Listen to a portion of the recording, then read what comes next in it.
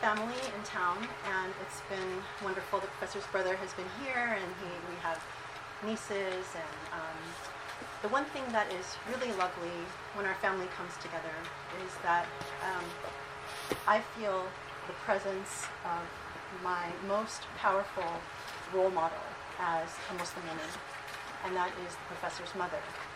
And she left this planet about 7 years ago.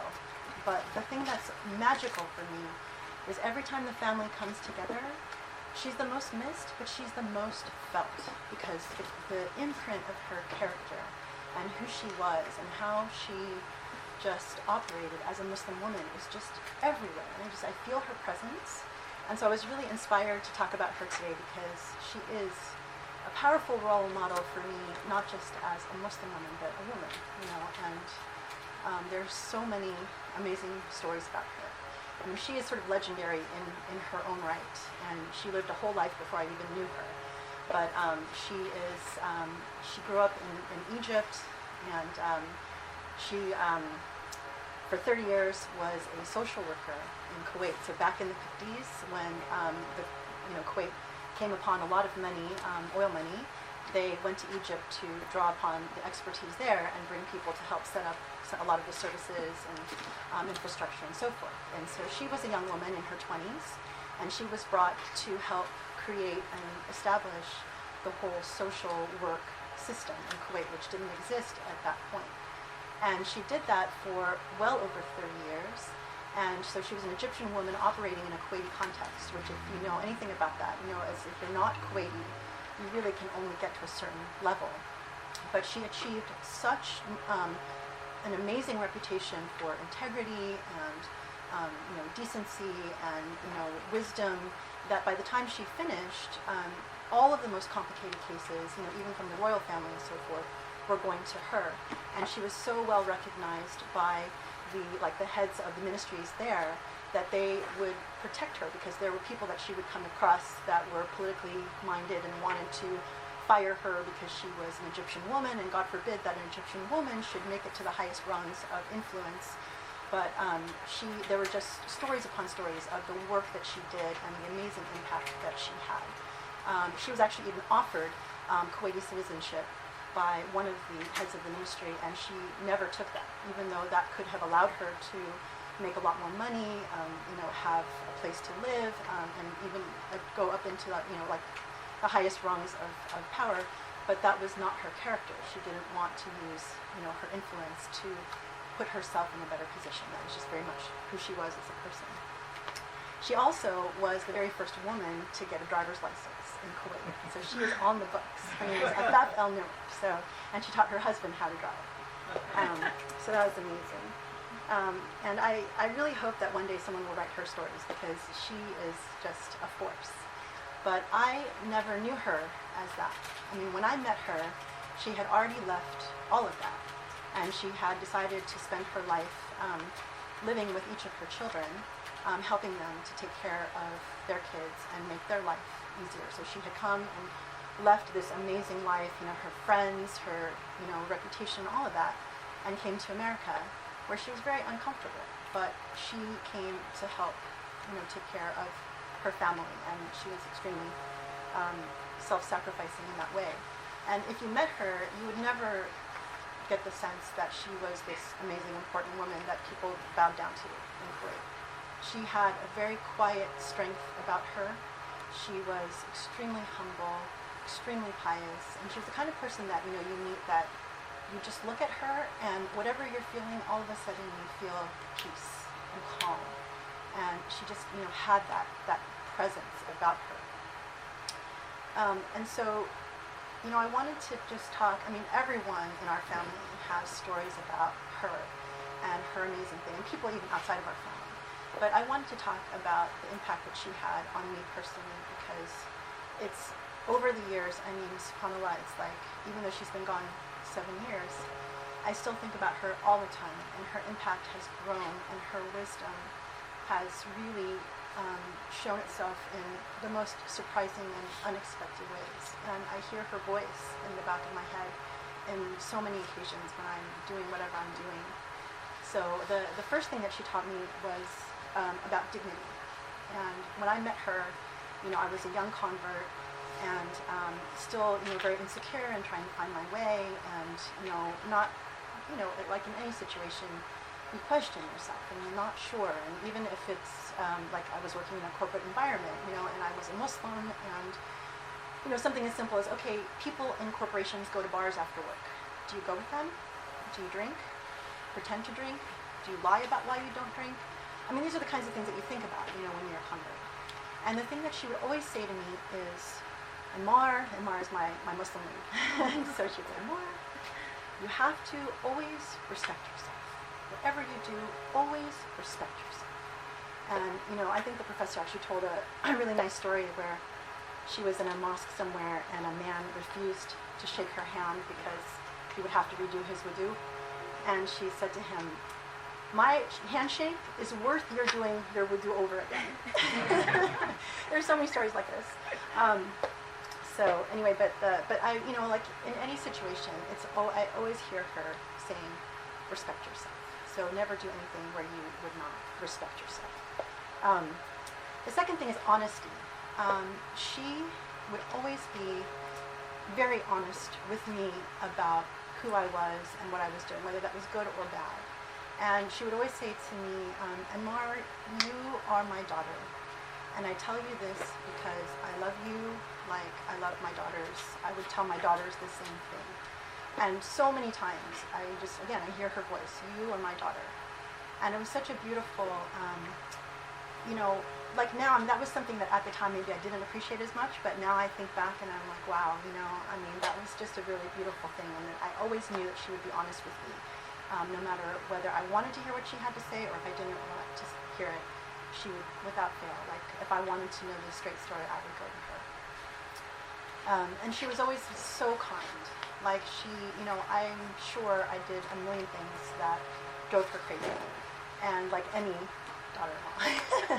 But and the worst she would ever do, or the most she would ever say to me is, yeah, Ammar, why? Yeah, Ammar. And the rest of it would be, you have to respect yourself. Why do that? Don't do that, because you can't respect yourself by doing it. And so it was really beautiful. And she was extremely patient. She actually lived in this house with us for many years. And as many of you know, we rescue dogs. So she actually lived with us when we were at the height of our dog rescue count, which, was 28. And she didn't like the dogs, but she never complained. And she would deal with them. They were like everywhere, and and there were a couple of dogs, I have to say, that she fell in love with, and she would kind of like feed them under the table and pretend that nobody saw. But she never complained about the dogs. And the most she ever said to me about that was, people can be helped too. That was the most she ever expressed her unhappiness about the dogs. She also taught me about the power of silence and the power of a smile. So there were so many times where it was a difficult situation, it was, you could have said a lot. She was just quiet. And, and I think that the power of a smile says so much about who you are as a person. Because if you can sit in your own silence when everybody is talking around you, or even when there is a silence and, the natural tendency is to want to fill that silence, if you can sit in your silence and smile, and let whatever the world wants to do happen, I think it's such a beautiful reflection of what's happening inside. And so I saw that, and it really affected me very deeply. Empathy. So empathy, she was the epitome of empathy. She lived and breathed empathy. And for someone like me, empathy was really one of the most difficult lessons. Last time I talked about racism being really hard. But empathy is a key to that, because I was an only child. I was spoiled. I didn't have to worry about what anyone else wanted but me. So it was really hard to learn to stop, put yourself in someone else's shoes, think about how they feel, how does that make you feel, and how do you want to respond based on your understanding of how that person feels. And that is a habit. It's, if you've never done it your entire life, I converted when I was 27, so 27 years, I never bother to put myself in anyone else's shoes. And I had to learn that habit. Stop, put yourself, think about it. And that was so difficult. But she represented empathy to me because she only thought about what would make my life easier. When I did stupid things that hurt people, she understood where I was coming from. She understood why I did what I did. And she tried to counsel me or advise me in the most kind, beautiful way, fully understanding what, why I did what I did. And she was so patient and so beautiful. And, she was always aware of us having a very busy life. And so, she would always come, and whenever she would want to tell me something, she would say, Anmar, I know you're very busy, but if you can, do this. Yeah, and that's how she would always start. And she spent so many days in the kitchen cooking for us, for me, so I didn't have to cook because she had the time and we were running around doing all sorts of things. But she did that to make our lives easier. So everything she did was always about how do I make that person's life easier. And this is one of those things that I recognize more now that I've, matured and seen, my family grow and seen other people. You really go back and you appreciate, oh my God, she really went way out of her way to understand what was going on with me and do whatever she could to make my life better and easier. And that was amazing. She had an unbelievable dedication to knowledge. Even though she was here and she didn't speak English that well, she was always watching the Arabic channels, so she knew exactly what was going on in the world. She would come in and talk to the professor about it. She was very, concerned about justice, and she was always reading a book. So she, that was part of who she was. And, she was definitely the professor's first teacher in Islamic law, and, definitely encouraged the book habit and what it became. So, and she never was judgmental about that. She actually really, loved that this was what, we were here to do, and she supported that in any way that she could. And, her life was really about helping others, so the sacrifice, whatever it was that she could do. And she was so close to God. I mean, I think when anyone thinks about her, they always think about her like stealing off to pray. It's always like, where's Mama? Where's Mama? Oh, she's praying. Okay, where's Mama? She's reading Quran. Okay, and that's what she did. She, and she had this unshakable faith and trust in God and everything, and was one of these people that never complained and was just completely satisfied, utterly satisfied with whatever God gave her. And she had a very difficult life. There were people who backstabbed her, people who tried to fire her, people who hurt her really deeply time and again, but she always was at peace and always grateful. And she would always tell all of us to be grateful. And she really, lastly, was of another world. Like when she passed away, she literally had not a penny to her name. Like something happened where literally like all the money she made was stolen by the government. So she was penniless. She probably had about 5 outfits, and I think we still actually have them in the closet here, and maybe a couple of pairs of shoes. And it didn't matter because she was wholly just satisfied with God. And now I'm going to tell sort of a wacky story, which the most powerful memory I have of her. People don't like to talk about death, but we all know that our time will come.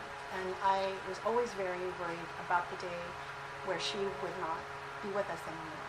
And she got colon cancer, and she was, doing the treatments for it. But I remember the morning very clearly when we got the phone call that she passed away. And I was so, scared because the professor and, our whole family, she was like our anchor. And I was so worried about what would happen to everyone once she was gone. And so we all went and we traveled to New Jersey because she was living with my brother-in-law at the time. And we went to see her at the morgue.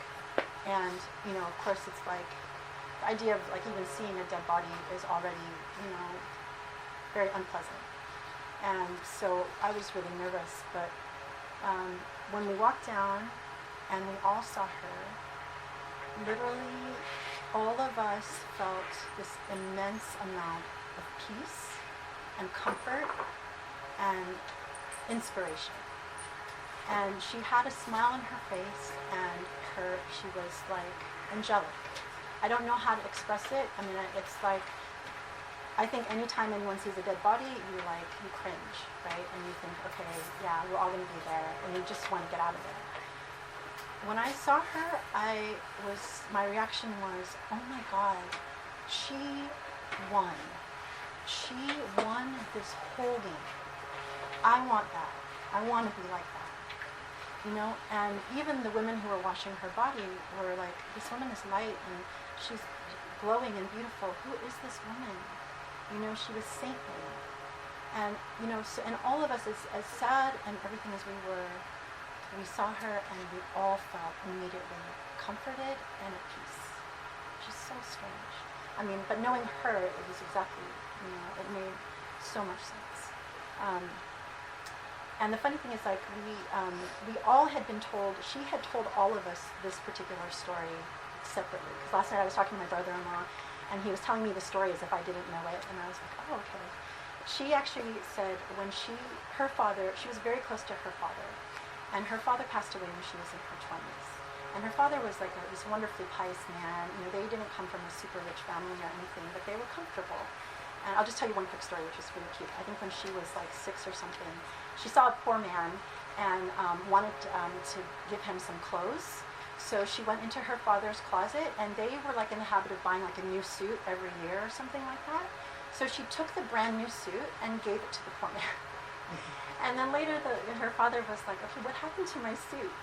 And then she told him that she had given it to the poor man, and his reaction was to hug her and kiss her and say, I'm so proud of you. So this is the context in which she was raised. But anyway, so when he passed away, she was really depressed, and for a day she was really sad and like in her room or quiet. And then it struck her, my dad is not going to want me to spend my whole day moping around. What would make him happy is for me to get up with my life, get myself dressed, keep going. And she told that story to all of us in the family at different times. And it was so like powerful that when she left, as sad as all of us were, we honored her minimally by thinking, this is not what Mama would have wanted. She would have wanted us to continue on and pray for her, and live our lives with, God at the center as she did. And so that was just, it reminds me, the other reason why she wanted to tell the story is that this week I had a friend who called me and she said, my friend wanted me to ask you guys for some advice because she's having problems with her in-laws and her mother-in-law in particular, and she wanted me to ask, what is her duty to her in-laws? Because, of course, the story behind that is, I think her mother-in-law was being extremely demanding, and, like the whole idea of, you're my daughter-in-law, you need to be at my beck and call, and, and her husband was not standing up for her rights, and it was creating a lot of burden on her. And, so we talked about this expression that, paradise lies at the feet of the mother, right? Everyone's heard that. And I first learned it as, that means that you should sort of do everything for your mother. Your mother, is amazing, and, whatever she asks for, you do. But after I met the professor and, I, of course, learned so much more, I suggested to my friend, well, another way to understand this is to say that paradise lies at the feet of your mother because your mother is the most influential person in your life. And if she raises you well, and she raises you to be a God-fearing person, and she raises you to live your life in a divine way, that will get you into heaven. And my friend had never heard that before. And she was like, oh my God. And she was, obviously someone who was born Muslim and raised Muslim very culturally. So I wanted to say this because I had the blessing of the most amazing mother-in-law. She never demanded anything of me. She only wanted to help make my life easier. And she never made me feel like I was not part of the family. This has been so powerful for me as a Muslim woman. It didn't matter that I was from a different race, a different family, a different, social status or anything. She was just worried about my soul and what I could do to make my soul better. And I think that is something that I hope I can impart to other women, my children, my nieces, and hopefully pass on the legacy that she gave to me. And in that spirit, I wanted to finally share something else. Okay, well, first of all, here's a picture of her. Watch that thing. This is in our house when Sharif was much younger.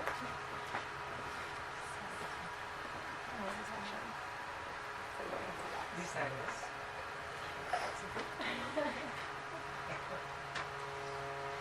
And I truly hope that someone will write a book about her. My mother-in-law, Afaf El-Nimr. So in her honor, I just wanted to shift gears a little bit and talk about something happening in the world, because she would have definitely wanted us to be aware. No one is talking about this. This is what's happening in China to the Uyghur Muslims. There's a report that just came out that there are about 1 million Uyghurs being held in secret camps in China, and they're like re-education camps. And I'm just coming upon this, so I'm trying to learn as much as I can. I think that, in the spirit of learning, when you become aware of people who are suffering, you need to do everything you can to learn as much as you can. So I don't have a lot to say other than, I can share with you this report, and I encourage you to try and educate yourself about what's happening in China, because everyone's been silent as far as Muslim countries, and some of these reports are just coming out. But and there's not a whole lot, I guess, that we can really do other than pray. But in the spirit of honoring the empathy that I learned from my mother-in-law, I wanted to tell you a story about someone that I've been in contact with. There was a student, and I want to be really careful because I don't want to reveal too much about this person. He's a Uyghur Muslim, and he is getting educated in a school here in the West. And he started following our halaqas and was really excited about what we were doing, so he reached out to me. And I always get excited when I meet Chinese Muslims, because my family is not Muslim, although they're Chinese, so I'm always fascinated. And to me, the sight of a Chinese person speaking Arabic is just like, whoa, that is so cool. So anyway, so I reached out and I talked to him, and he wrote to me saying that he wanted to ask for my advice and the professor's advice, because he was coming to the end of his studies, and he hadn't heard from his family in China. So his parents were not educated, but they did everything they could to educate their kids. And they are back in China and raised them. I think he was trying to say that he didn't know anything growing up about being Muslim. And it wasn't until he came out of China and started university that he started reading and meeting Muslims and getting really excited about this faith. And so he completely embraced Islam in a new way. And his parents were always worried about him fasting and whether he did fast or not. Anyway, after the crackdown, he lost contact with his family. So his mother, and parents, who he was very close to, said, please don't, contact us anymore, because we don't want anything to happen to you.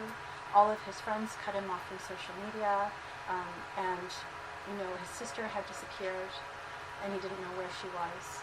And so he wrote to me, this was earlier in the year, and saying, okay, I'm about to finish, and I'm confronted with this question: what do I do? If I go back to China, I'll be lucky if I don't get put into one of these re-education camps. But if I go back, I won't be able to practice Islam. I won't be able to read. I won't be able, the idea of me not being able to go to the mosque or read these books or take my kids and my wife to the mosque, and practice the way that I want to, is unthinkable for me. But at the same time, if I don't go back, I will never see my parents again, because they've taken their passports away, so they'll never leave China. I don't know what has happened to my friends. So, when I read his letter, I literally have not cried that hard. And it took me a while to respond back. And I basically told him that, you can't go back, because, obviously your parents, as a mother, if you were my son, I, would be so proud of the fact that you got this amazing education. I would want you to practice your religion freely. And I would be really disappointed if you came back just to see me, and I'd be sad that I don't see you anymore. But knowing that I had given you that ability to go on and do more, and maybe you would become a source for, solving what's happening in China. You never know.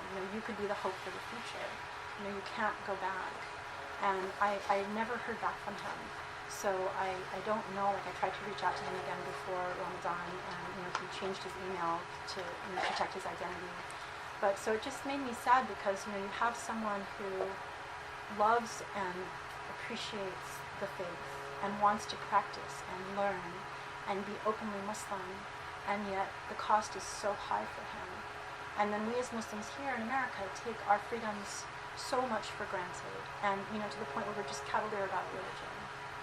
So I just wanted to share that story because if people can put themselves in those shoes and see what people are willing to die and fight over, that helps to give you another sense of what this religion is and how beautiful it is. So that's my story for today. So thank you. China would be affected by any, like by impact or something like that? I mean, the government is so repressive. So they are putting people in, internment camps and forcing them to denounce their faith and, profess their commitment to the Chinese government. And, they are not allowed to read the Quran. They're not allowed to have, any sign of anything Islamic. There's a mosque. There was something that I shared on Facebook where someone had sent out a message on Facebook, a Chinese writer. If you go to my Facebook page, you'll see it. But he basically saying that right now there's a crackdown on a particular mosque, and that people are trying to, protect it, but that they are asking for our prayers. So, they're obviously trying to destroy any remaining signs of Islam there. So, I guess, aside from educating yourself, I would say please pray. Keep, China in your prayers, the Muslims there, and do anything that you can that, to make a difference. But, a lot of times it's hard because you just kind of stand by and really, but I do believe very strongly in the power of prayer. So, yeah. Thank you.